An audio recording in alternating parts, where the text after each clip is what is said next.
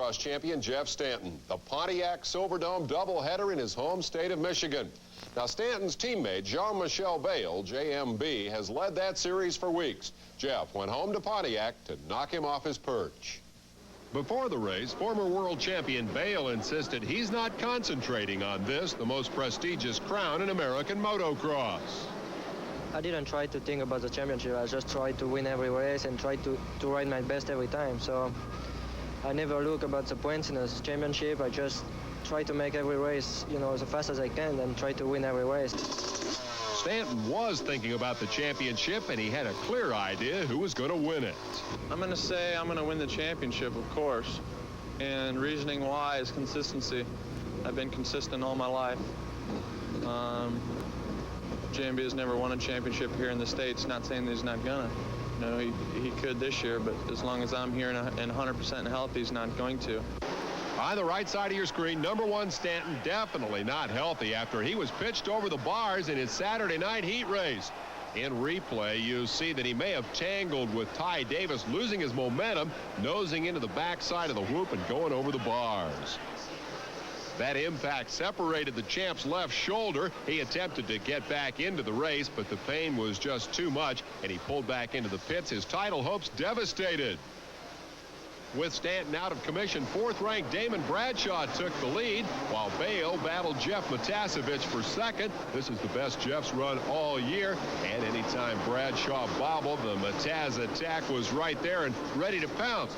Now watch Bradshaw up there in the dark, major bobble as he washed out the front wheel and handed the lead to his 1990 rival Matasevich, who promptly came under heavy attack from JMB. Matasevich started throwing blocks, trying to keep the Frenchman behind him. But little did Jeff know that a more serious problem loomed just beyond the horizon. For no apparent reason, Matasevich noses over off the lip of a double jump and has to bail out big time. Watch his feet in this slow-mo from another angle. A nasty impact that left him with a bruised heel. He sat out the race on Sunday. So up front, Bayle was left all alone with his championship thoughts, while Mike LaRocco's Suzuki carried him from deep in the pack to an impressive second, and Mike Kudrowski took third. These two are real tired of being close and will surely win one of these days.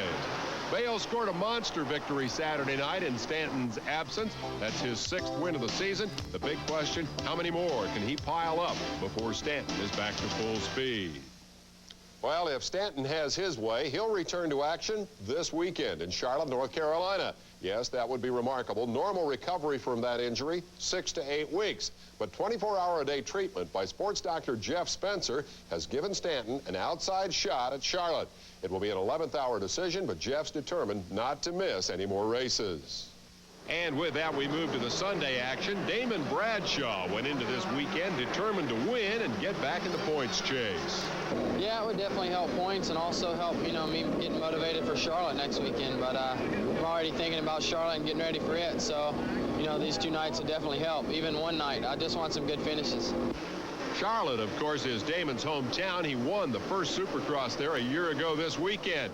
And last Sunday at Pontiac, he waltzed away from Jean-Michel Bayle, while #6 LaRocco impressed us once more with his potential for victory.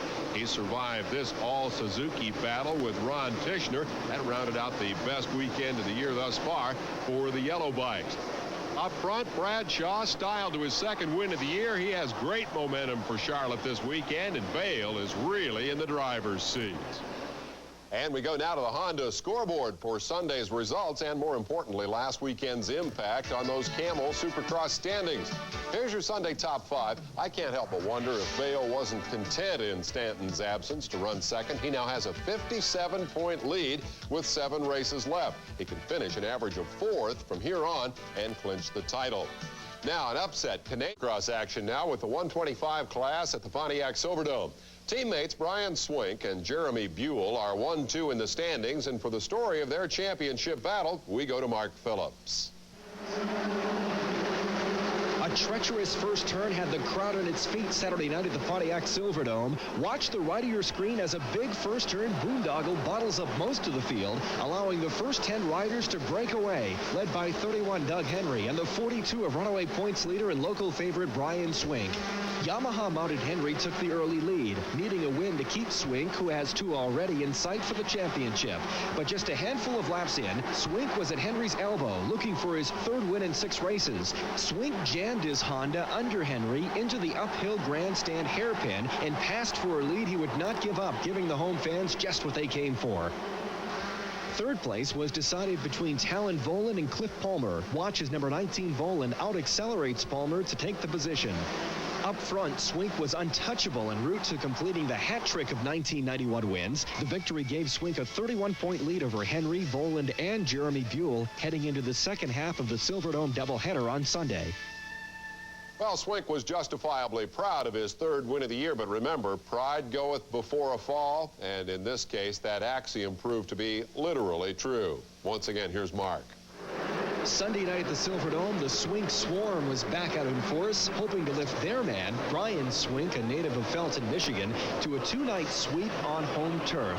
Those hopes were dashed at the first corner, however. On the run down to the tight first turn, Swink tried to sneak up the inside and hooked the hay bales and went down right in front of the main body of riders. Somehow, nobody ran over him, and Swink managed to remount and refire. A couple of angles in slow motion show how the points leader tried to force the issue along the rail, only to find himself in harm's way big time. In a tight championship race, this kind of mistake could have spelled disaster. Back on 2 wheels and unhurt, Swink treated his fans to a charge that carried him all the way to 7th at the flag. Up front, 483 Mike Brown and 25 Jeremy Buell fought for the lead until Buell cut an apex too finely and went down, allowing Talon Volan and Brian Hughes through into 2nd and 3rd. That was just the beginning. A couple of laps later, Hughes caught leader Brown. They went nose to tail, each looking for his first victory of the season. Heading up into the grandstand hairpin, Hughes tried for the inside line, crashed hard and took Brown down with him. That allowed Volan and Buell to squeeze around and continue their duel, now elevated into a battle